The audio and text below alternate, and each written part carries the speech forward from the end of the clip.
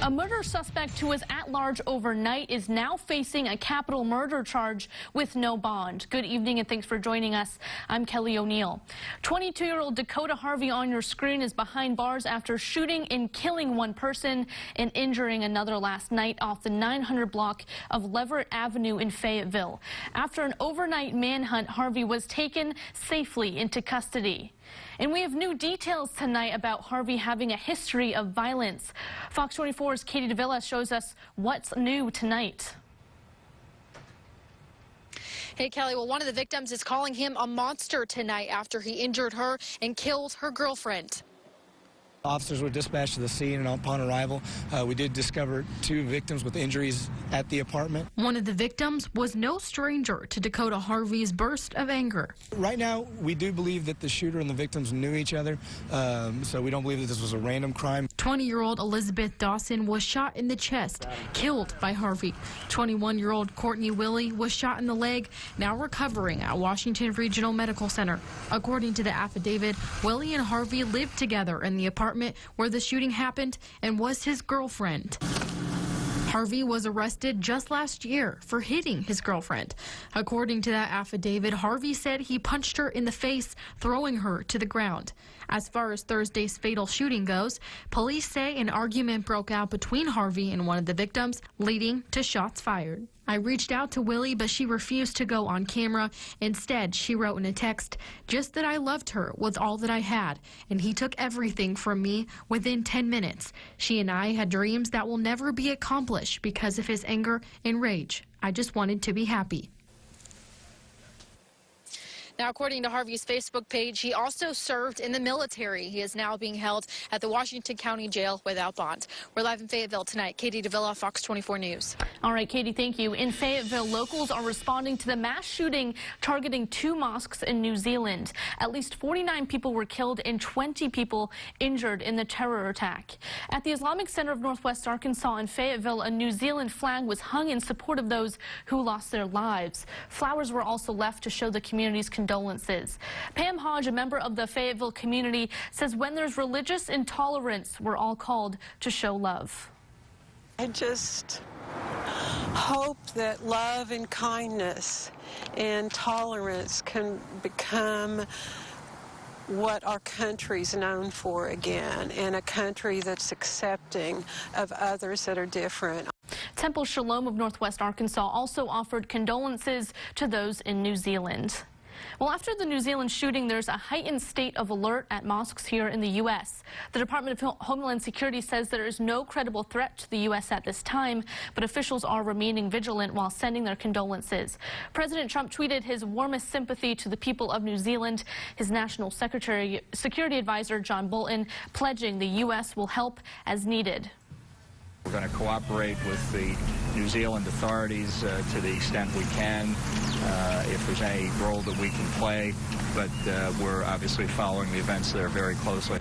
The Council on American Islamic Relations are condemning the attack and urging Muslims here in the U.S. not to shy away from worship out of fear. A man deported multiple times discovers he's a United States citizen and today receives official proof. Ezequiel Urbis was born in Mexico and immigrated to the U.S., where he was deported 3 times. He knew his father was a U.S.-born citizen but had no idea the legal status was also passed down to him according to law. Urbis never received a citizenship certificate as an infant. Today, he arrived at the United States Citizenship and Immigration Services office in Fort Smith, ready to officially be recognized as a U.S. citizen. If they have parents from the United States, look into it, because if it was through with me, if it happened with me, people should go in and look more. If his father's a U.S. citizen, then he is too. That's automatic. That happens from birth. There's nothing that you have to do. Urbis found out he had automatic citizenship after talking to a fellow inmate with knowledge of the law at the detention center he was being held at the last time he got deported in 2012. In a River Valley update, prosecutors have ruled the officer-involved shooting from last October as justified. Fort Smith police responded to a domestic disturbance call where they found Samuel Morris holding a woman at knife point. Officers repeatedly told Morris to drop the knife, but refused, forcing police to shoot him. Sebastian County prosecutor Daniel Shue announced his decision after an investigation into the shooting. In his letter to Fort Smith Police Chief Nathaniel Clark, Shue said, "It is the opinion of this office that the involvement of the Fort Smith Police Department officer in discharging his weapon was justified under the laws of the state of Arkansas." To learn more on this story, head to our website, fox24news.tv. Around Arkansas, the White County Sheriff's Office is following up on a tip that could lead them to forensic evidence from a cold case more than 20 years ago. Our Caitlin Reardon has more from Beebe, where investigators spent much of the day searching. I got a phone call from a good friend saying they was down here in the parking lot doing a little excavate. For Keith Kirk, this isn't the first time he's come to this Ace Hardware parking lot in Beebe with high hopes.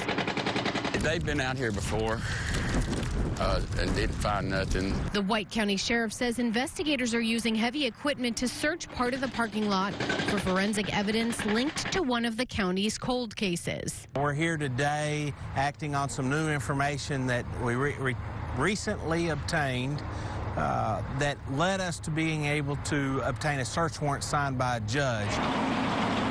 Keith believes the search is connected to his brother, Douglas Kirk, who went missing back in August of 1995. But we've come to realize that it's a good possibility that he's dead. He says his family has struggled for years with no answers, and he hopes the search will provide new evidence so they can finally have some closure.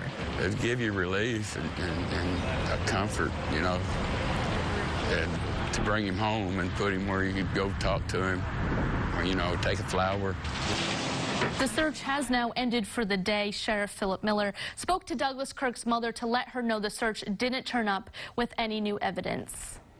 Well, looking ahead, lane closures will begin in sections of Crawford and Sebastian counties this weekend. The affected areas are Interstate 40 between mile markers 0 and 22 and Interstate 540 between mile markers 8 and 12. RDOT says crews will be removing and replacing asphalt and preparing bridges for rehab work. The closures take place between 8 p.m. and 6 a.m. starting this Sunday, weather permitting, and traffic will be controlled with signs and traffic barrels. Well, this week, another cultivation facility was approved to begin growing medical marijuana here in the natural state. The facility being approved now brings the total to 3 out of 5 licensed cultivation facilities in Arkansas. The final inspection of Natural State Medicinals located in White Hill was approved this week to launch its operation along with Osage Creek in Berryville and Bold Team in Cotton Plant. In a protest for action on climate change, high school kids across the country walking out of class. After the break, we'll have more from those students. Visualize their problem, and it uses eye movements, which accesses a mechanism in the brain. Plus, there's a unique therapy helping veterans deal with post-traumatic stress syndrome. More details after the break, but first, Melissa. The winds are calming down, but will the warmer weather return for the weekend? Find out after the break. You're watching Fox 24 News.